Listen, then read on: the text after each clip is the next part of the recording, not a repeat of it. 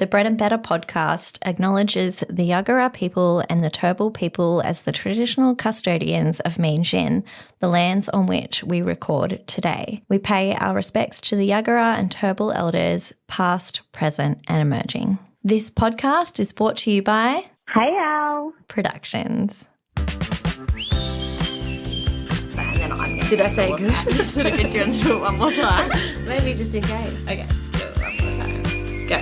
Bread and Better podcast. Okay. Bread and Better podcast. I feel like I'm Bread and Better podcast. Hi and welcome back to Bread and Better. I'm Alex. I'm one half of the Bread and Better team, the owner of Hey Our Productions, a published writer and a mum of 3. And I'm Tegan. I'm a personal trainer and sports nutritionist. I'm passionate about food, movement and mindset, and I am so lucky to be able to help people with this via my work and via the podcast. So today we have a really unique episode for you guys.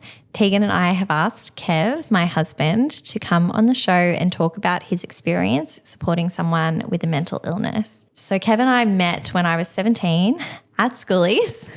So romantic. We became best friends pretty much straight away. We started dating in Scotland when I was 21. So we've been together for 16 years this year. In that time, I have faced many mental health issues, including anxiety, OCD, and numerous bouts of depression, as well as what we now know was 2 bipolar episodes, one which resulted in me calling off our engagement and cancelling our wedding. So needless to say, Kev has been through a lot. However, his support of me has never waned, and I give him full credit for me being here today. Even though Kev is really nervous about coming on the show today, I know that he could help so many people in his situation by sharing his story and the advice he would give to others in his situation. So I'm going to leave the recording now so that Kev and Tegan can talk on their own and have a really authentic conversation without the pressure of me being here. All right, don't touch anything. We're going to press the buttons. Now we've gotten rid of Alex. Welcome to the podcast, Kev. Yeah, thank you. First potty appearance on Bread and Better. Yes, first on anything. And you do a lot of work behind the scenes. I'm constantly saying that you need a pay rise. Yes. I've listened to most episodes probably a couple of times before they go out. Yeah, you must be so sick of hearing my voice. No, that's good. Okay, so before we get into it, we really want to warn our listeners that whilst this is a very important conversation, it is a really hard one, as we will be discussing mental health in detail. If you feel like it is not a good time for you to be listening to this episode, please skip it and come back to it when you feel ready. We remind all our listeners that if they are finding things tough right now, that they are not alone. Our DMs are always open, and we will add some helpful organisations into the show notes. So you get to take Alex's place this week and do the segment. So best thing you ate in the last week, what have you got? So Alex made a seafood laksa for the first time in a while. You don't have to plug her food. I'm not plugging her food. It honestly is the best thing. She hasn't been able to eat it for a while, Yep. but since she's been on the new medication and her stomach's healed. Yeah. So she made that. It was delicious. How good is a laksa? I love any curry, anything. Just Yeah. give it to me. Yeah. One of my girlfriends made for me, and this was probably right up there with the best thing I ate last week. She made it was similar to like a laksa or a red curry sauce, and it had dumplings in it. Oh, yum. It was really good. But the best thing that I ate, Laura and Fraz, our mutual friends that you know, came down on the weekend and we got fish and chips and calamari and salad and just fresh fish. Yeah. So nice. Did you eat it on the beach? No, we actually took it back to my house and we had like plates and all different condiments and knives and forks, which like I think eating on the beach is like good in theory, but I'm a real like eating at the table sort of person. Yeah, and you don't want to go there on a windy day when like sand gets on everything and seagulls. Add that extra crunch to your food. Yeah, you don't want a really crunchy fish and chips. Excellent.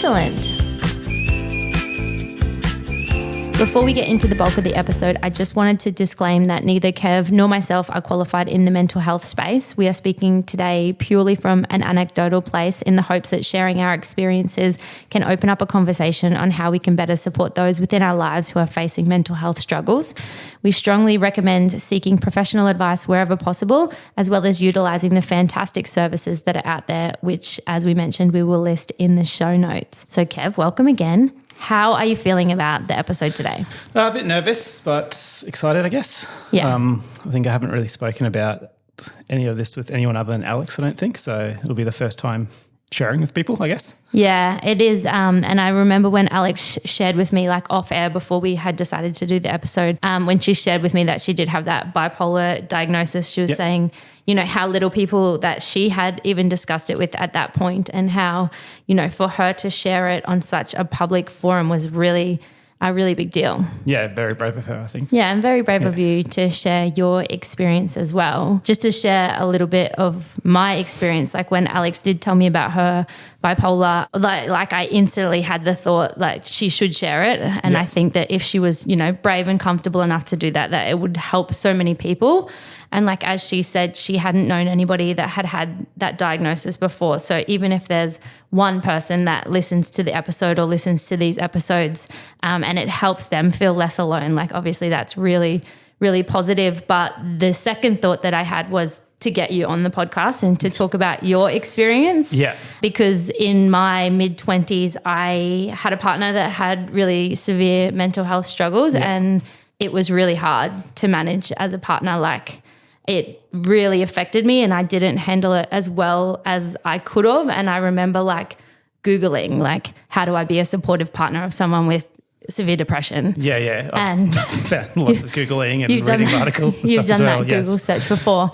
And I think I didn't have the tools or the knowledge to handle the situation very well. And it ended up taking a toll on my mental health over the course of our relationship. And our relationship broke down purely because he was really unwell and he didn't want to like drag me through his hospital visits and his struggles, which was really sad and really hard for me to accept at the time. Yeah, it can definitely be hard. I think the whole situation can be very hard, and I think it's important to work together. Definitely. To talk through it and work out whether whether you whether you want to keep going or call it quits or whatever. And I remember and that is, you know, when you are dating someone that is struggling with their mental health, like obviously you do need to look after yourself first and foremost. And for people that couldn't take that on, there's no shame in that, and not being able to be that supportive partner. Not. Like, you need to take care of your own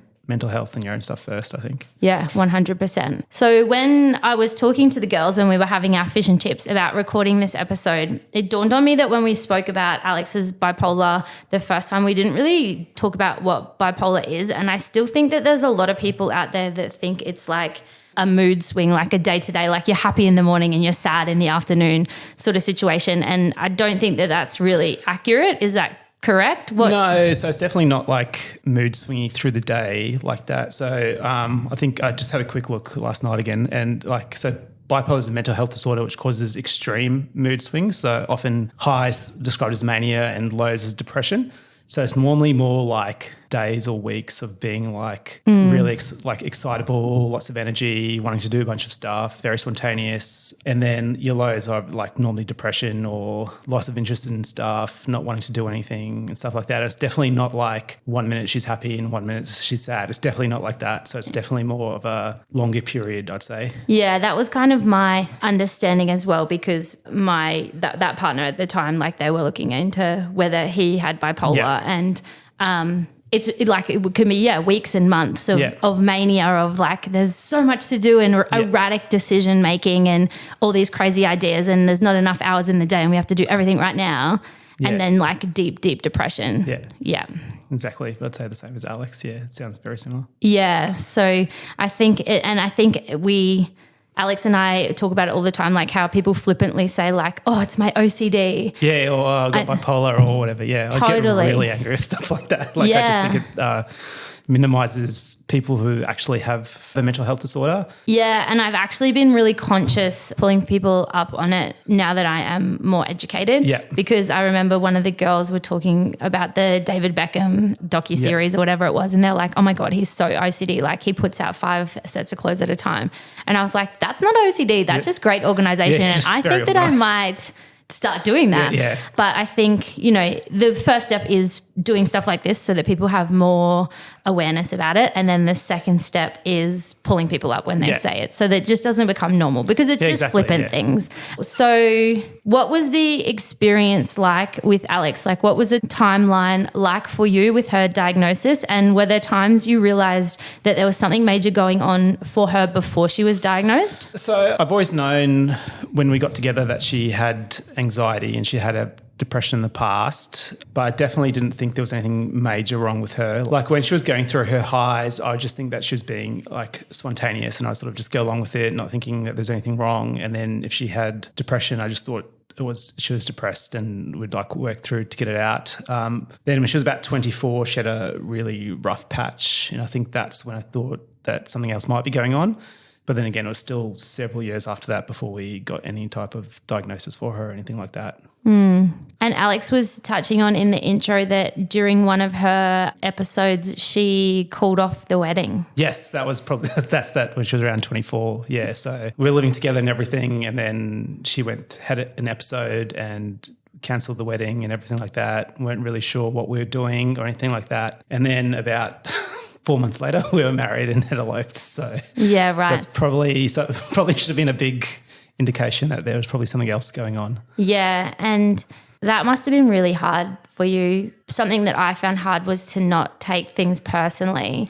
Yeah, I think when it was happening, I think I probably did take it pretty personally, but which is understandable. Yeah, and then afterwards I definitely didn't, especially after she got her diagnosis. I think looking back now, I can definitely look it back through a different lens and see that she was going through something and it had relatively nothing to do with me. Well, obviously it still had some stuff to do with me, but not as much as I was blaming myself for it. Yeah, I think that that's really hard and that's probably going to be a really good takeaway from the end of the episode, and I might be stealing one of your tips from down the track. But maybe we would repeat it. Yeah, but just remembering that like it's not about you. Yeah. And like especially when people with depression, withdraw or, lose interest in sex and things like that. Like it's hard to not take those things personally, but then once you kind of have the knowledge that it's not about you and they just need to work through this sort of period, I don't know. I, at the time, felt very like rejected. Yeah, definitely. I think I still have to sometimes remind myself of that. If she is going through a bit of depression or doesn't want to do anything, like I still sometimes think I take it probably personally, and then only later looking back, I was like, oh, well, it was obvious she was going through something. And it's hard for us to disconnect like our logical and emotional brain. Like even if like logically, I know that this isn't about me, but like emotionally you want your partner to be happy and to be able to spend time with you and looking forward to that as well, which I think, that would be super relatable. So what were your thoughts when Alex was diagnosed? So yeah, after I found out that she was diagnosed, I think looking back on a few things, I think it definitely made sense. Like I said, like we moved to New Zealand on like a whim, and the eloping and everything like that definitely puts that in a different light and makes sense of it all. Whereas at the time I was just like, oh yeah, she's just super spontaneous and I'll just go along with it. Obviously you're very relaxed and go with the flow. Yeah, I'm pretty think I'm a pretty stable person, and I'm definitely just happy to go with the flow, and I like that. I like that she's spontaneous because sometimes I wouldn't do stuff like that. So yeah, I'd more than happy to just keep going with it or whatever. Other than that, like I think I really just looked at it through like a practical scientific way, like looking up information about it, giving her information about it, what is bipolar, like what we can do to help her, what we need to do moving forward with like medication and stuff like that. Yeah, so you just went into action mode. So yeah, I feel like it didn't change anything. Like it was just, okay, this is what you have. What can we do about it? Like, yeah, it was just like that. It wasn't a big deal or anything, I don't think. Just some answers really, right? Some things starting to make sense. Yeah, something starting to make sense, exactly. Once you like have that information to know what's going on, then you can make a plan versus living in this limbo. Yeah. That's exactly it. You can make plans. So what are some of the ways that you have helped Alex with her mental health that has changed since she's diagnosed? So like I said before, do a lot of research on how to stop her having panic attacks, give her ideas, like send her Instagram posts and stuff like that to help her through it. Send her lots of articles about bipolar, depression.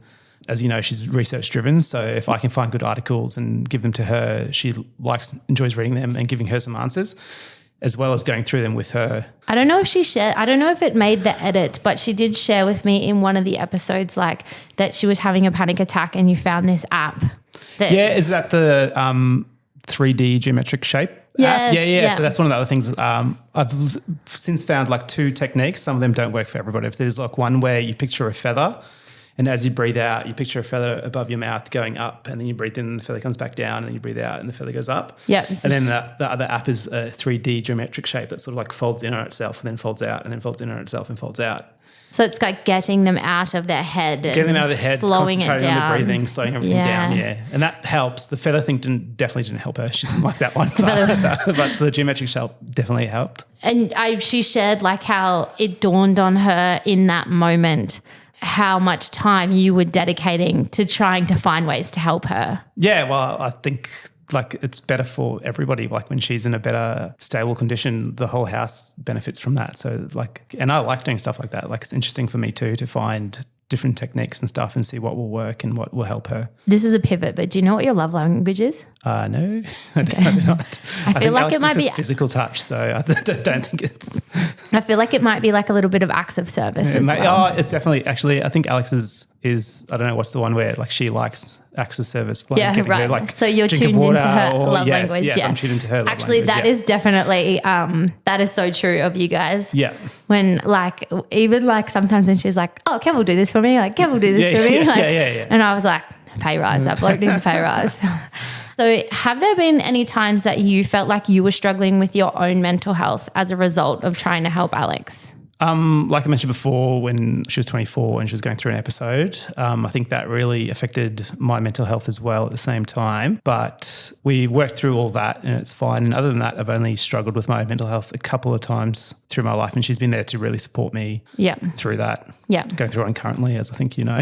And she's been really helpful with that. Like immensely. Yeah, you guys are such a good, solid team. I will say that actually, that's probably a good point as well, is like, obviously I do a lot of supporting of her and her mental health, but it's definitely good that she can do the same for me. And when you need it, I think if you are supporting someone with mental health issues, when you need help, it's very good to get help off the other person as well. Yeah. I feel like so that they're giving like back, so it's not just a one-way traffic. Yeah, that's actually a really good point. And to be able to feel confident and secure, to be able to ask that of them, and to be able to know that she is able to have the capacity to give that to you when you need it as well. But I'm sure it's also important for you guys to have an external support network. Yeah, definitely. I think especially Alex has a really good group of friends, like you included, that help her and with everything. Yeah.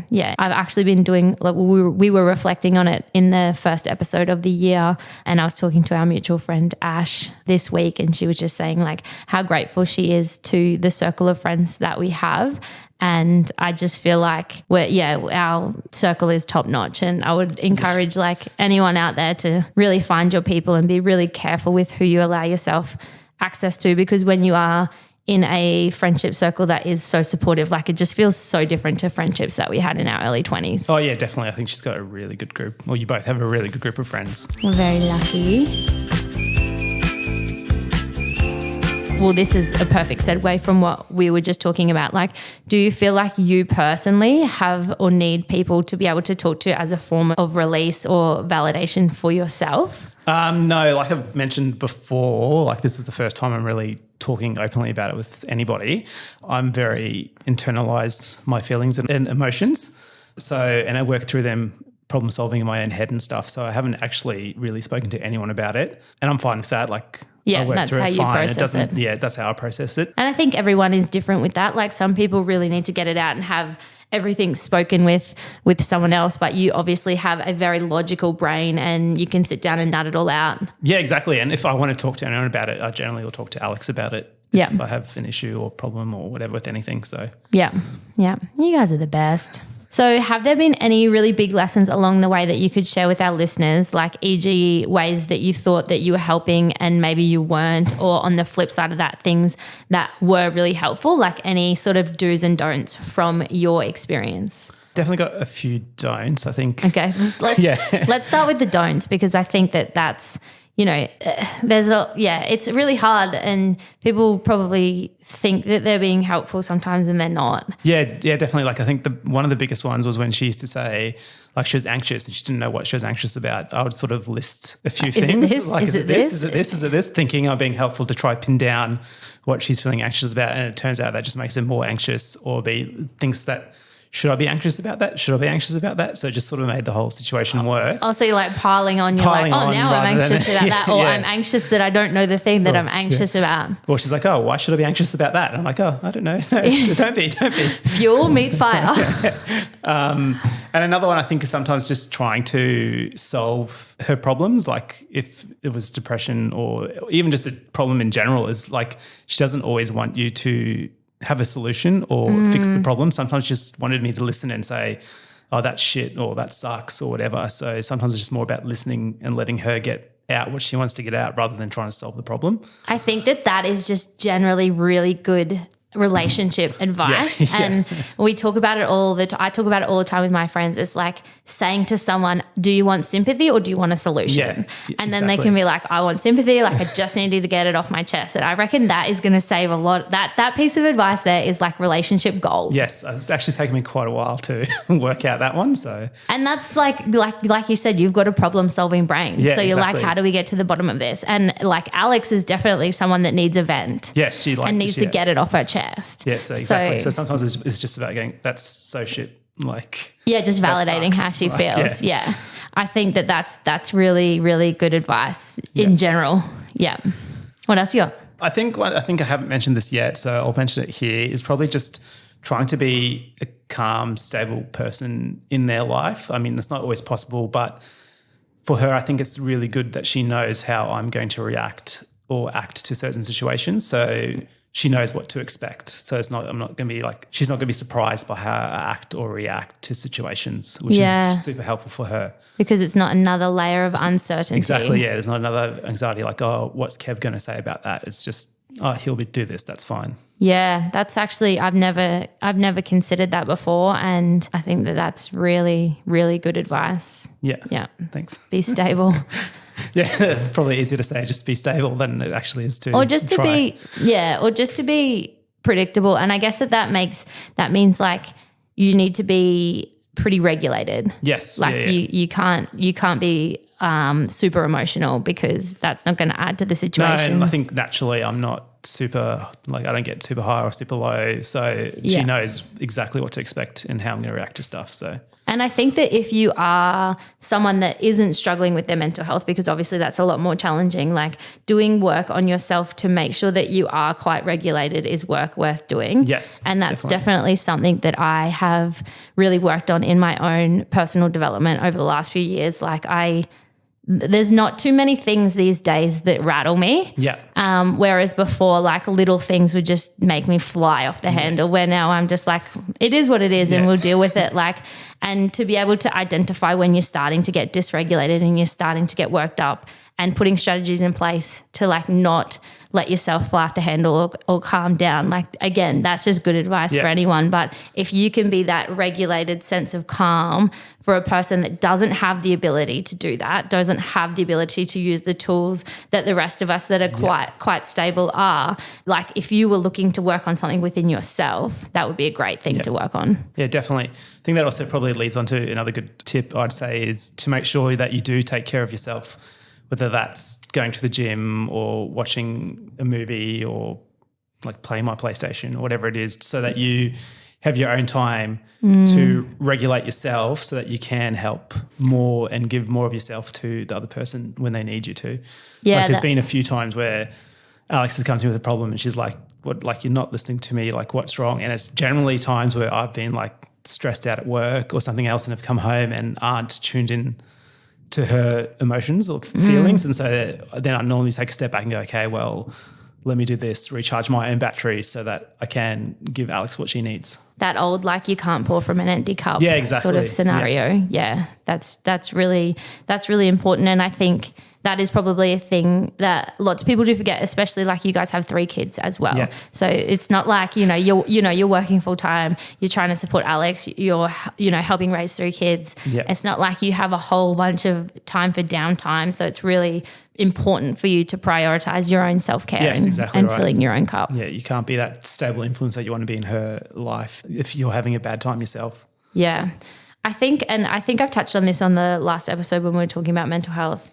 I think like the biggest piece of advice that I could give someone, and I guess it's probably different when you are in a relationship, this is probably more of advice from a friend level, is to just be there. Yeah. Because when people are really struggling with their mental health, people avoid them because they don't know what to say. Yeah. That's probably like the worst thing to do is like you said, just be there for them. Yeah. Like when I was struggling with my mental health on the back of trying to help a partner with their mental health and ended up with sort of like reactive depression. Yeah. So many of my really good friends were like completely absent because they didn't know what to do with me because it had been months and I was withdrawn and I was hardly leaving the house. And I just have one really good friend and he lived around the corner and he has struggled with his own mental health. And he was like, I'm coming over. Yeah. Like whether you want to sit in the corner and cry, we can get food, we can do nothing, but I'm just going to be there. Yeah, exactly. And that can even just be like a message saying, hey, thinking of you, or hey, how you going? It doesn't have to be a massive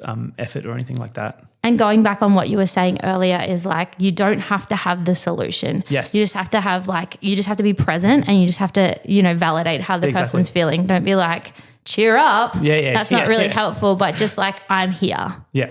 I'm here for you. Exactly. Yeah. And I think the other thing is I remember that I felt like people must be so sick of the fact that I'm sad. And I think the other thing is to remember just to remind people that it takes as long as it takes. And if they need to talk, that you're happy to have the same conversation every single day for months, if that's what they need. And for them to not feel like they're alone because everybody must be sick of hearing them being they want to upset. know that they want to be included. They want to be spoken to, talked to, like they don't want you to forget them. Definitely. And like even it's so hard. It's so hard seeing someone that you really love struggling with their mental health and you want to fix it for them. Like you really want to fix it for them. Or like I know that some people can get frustrated and think that they're not helping themselves as much as they could, but these things take time and everybody has their own sort of healing process. Often, exactly. And they have to work through their own issues or their own depression in their own time. Yeah. Yeah. And it takes as long as it takes. It takes as long as it takes. I think we maybe have covered this off in the last question. So what would be your biggest piece of advice for someone that is in a relationship with someone that struggles with their mental health? Yeah, like I said, I think it's probably just being like stable, calm influence in their life that they know how you're going to react to stuff. I think is probably my best piece of advice. Yeah, that's really good advice. So just being like a beacon in the storm. Yes, exactly. And that goes, again, as you said, taking care of your own mental health and any other issues that you have so that you can give them what they need. Yeah, totally. Is there anything that you really worry about in relation to this, in relation to Alex and her mental health and your relationship and the kids? This is very personal question. No, like in terms of like day to day, I don't worry about it at all. And often it like never crosses my mind at all. In terms of the kids, there's absolutely nothing I worry about. I think she's like the best mum and she ensures that she gives them everything that she has and supports them as much as they need as well. In saying that, every now and again, like there's always a little bit of a niggle in the back of my head that she might do something to herself. But I think we're both pretty in tune, especially she's really in tune to when she has depression or is struggling, and she'll often come to me to try to work through stuff. Yeah. So it's not like definitely not something that I think about often, but it does sit in the back of my head, yeah. Yeah, I definitely remember feeling like that. I remember, and like I said, early 20s, what weren't in the, supportive, stable relationship that you're in now, but I just remember that feeling of like rushing home every day, like rushing home in a hurry, and how like sick you feel in your stomach. Which I think would, sit in the back of a lot of people's mind, but you obviously have a great relationship and she feels very safe to share with you when she is struggling. On the episode that Alex and Julia spoke on, Alex shared that Sometimes she worries that the kids will have mental health struggles. Do you think about that? I really don't think about that. I know she has thought about it, and we've looked it up, and they are at a higher risk than most people, but it's not like significantly higher, I don't think, off the top of my head. Yeah. And also you have the tools. Yeah, we have the tools, and I don't have anything which helps a lot. I think if both parents have bipolar, they have like a 25% chance higher of getting it. Yeah. So I think with that as well, and I think we've given the kids, especially Alex, has given them a very stable household to live in and stuff like that. And then with all that stuff like epigenetics that you've touched on that episode, I think we're doing really well with all that sort of stuff. So I really don't worry about the kids getting it at all. Yeah. Yeah, that's really good. And I think that's what I said on the episode too. If they did, you guys have so much experience and tools, and a diagnosis would happen a lot earlier, and it would be a very different experience. Exactly. And that's the thing. Like if they did get something, I think we'd just cross that bridge when it came to it. And like we know how to handle it with Alex and stuff. So don't think it would be a problem. I feel like you have my sort of brand of approach to life where like, what's the point of worrying about something that might not happen? Yeah, exactly. I tell the kids that all the time. Like, you guys are arguing about something that hasn't happened yet. Just don't worry about it. Yeah. I think and again, I don't suffer from anxiety. Yeah. Like I just have this mentality of like, what is worrying achieving? Like it's you're causing yourself stress over a situation that may or may not happen and is not within your control. Yeah. So it's just like a useless use of energy. Yeah, for me, which is easier said than done. I agree with what you're saying, but yeah, it's easier said than done, especially like you said, like we don't suffer from anxiety or anything like that. So that can be hard sometimes trying to talk to Alex about that when she's suffering from a bit of anxiety. Completely different. And we're very excited to get Emma on another episode down the track to talk about anxiety and how to help out with anxiety. Because I think the thing with anxiety and the thing with any sort of mental health is it's really hard to understand what you haven't experienced yourself. Yeah. So, and this is how I liken it. And we've already put a disclaimer on this episode, but I am about to talk about suicide, so just want to say that again.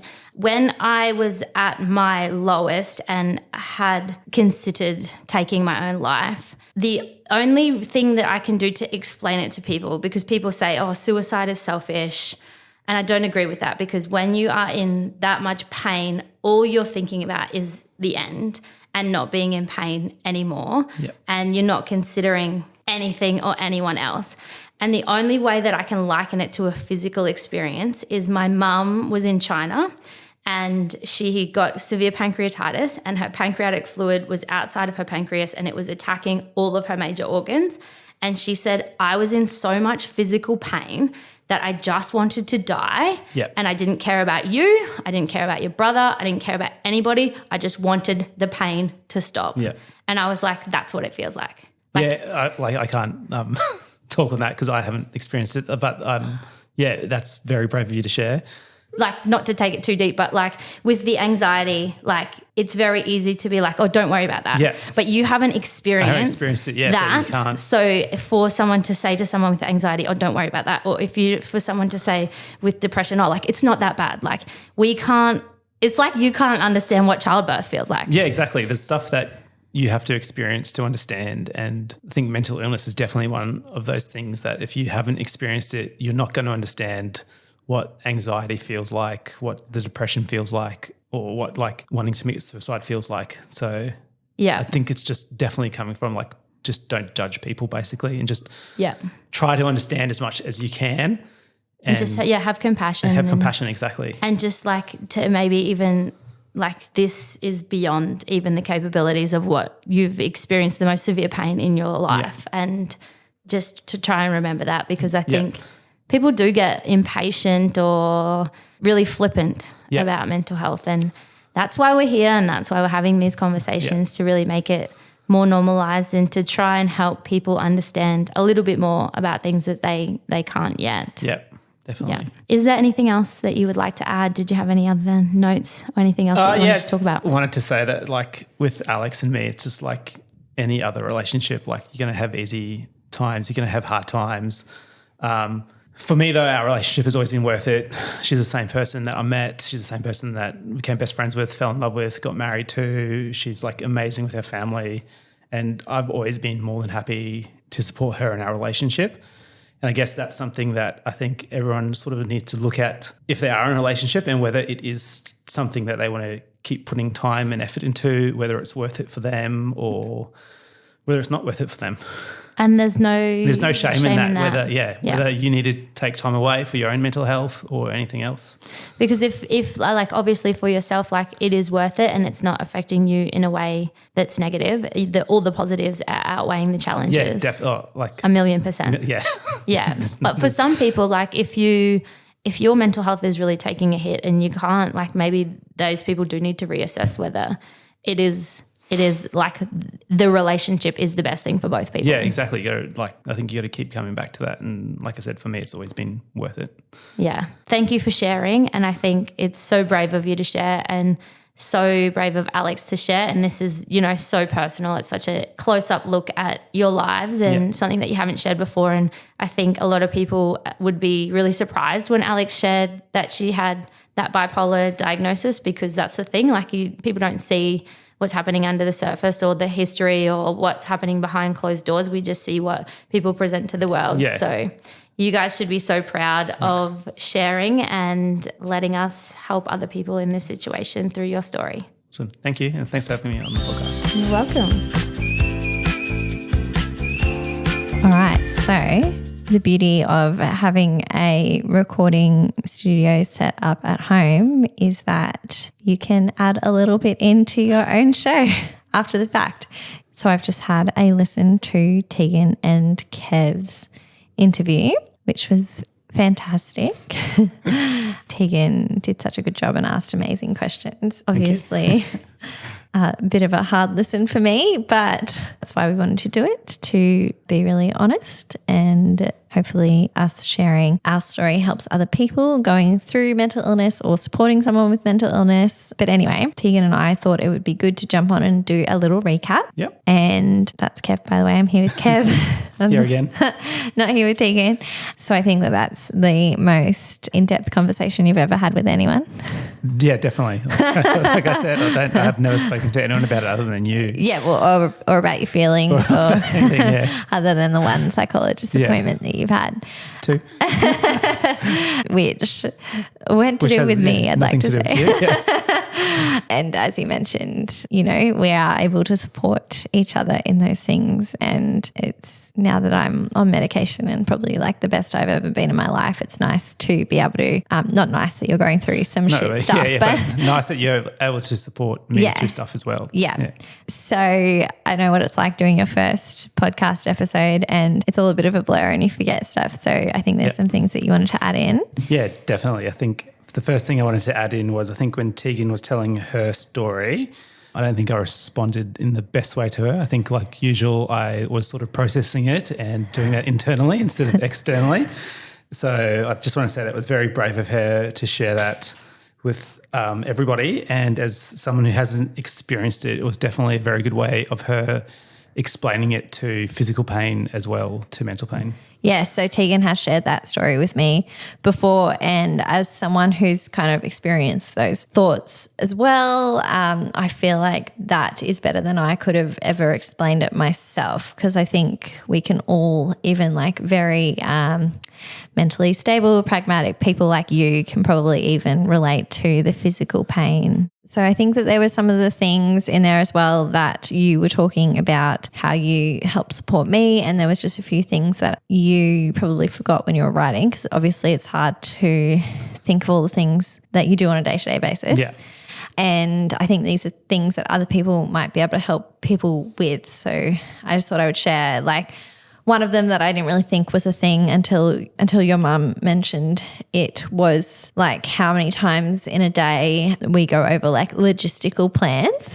Yep. And just plans in general. Like, you let me pour everything out of my brain, not necessarily like for you to even come back with, you just listen to me plan out the day. Because you know that, like, I mean, maybe this is just something people do to support people, but mine's probably to a very meticulous point. But I mean, even this morning, I'll write like a series of notes and be like, yeah, big notes and list person. Yeah, because this is how, like, just the more in control I feel, the better I feel, and it alleviates my anxiety to have a plan and know that everything's going to go to that plan. Definitely. I think we've probably gotten better with that as well the longer we've been together. Yeah. And now I know just to listen to you, what you have to say and what we're doing and stuff probably helps me keep track of it as well. It does. And Kev, not that you don't have a good memory, but like I am also probably not a very good communicator, and I just assume that I've told you stuff that I haven't. And maybe that's just general relationship advice as well. Anyway, so just being patient with, I guess that's more from an anxiety and kind of like OCD point of view. If you're supporting someone with that, then just let them do what they have to do to get through something.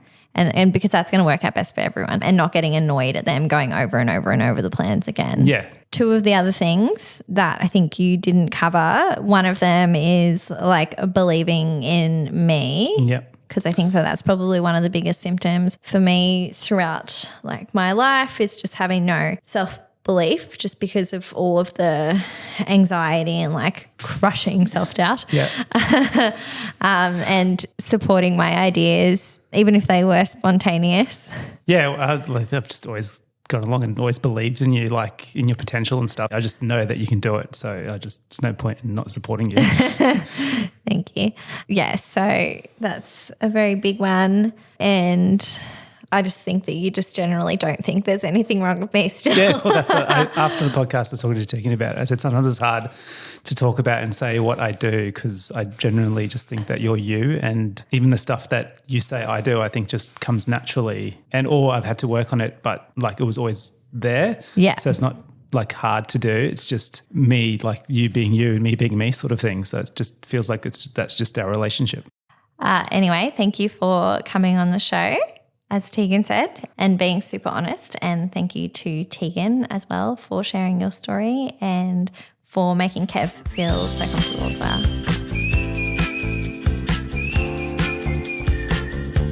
So thank you so much for tuning into this episode. It was a really important one. Please forward the episode on to anyone that you think may need to hear it. The more we talk about it and open conversations around mental health, the better. I think I said it in the episode before, but I believe that mental health affects 100% of our population, whether it is you that is suffering yourself or someone that you love or know suffering.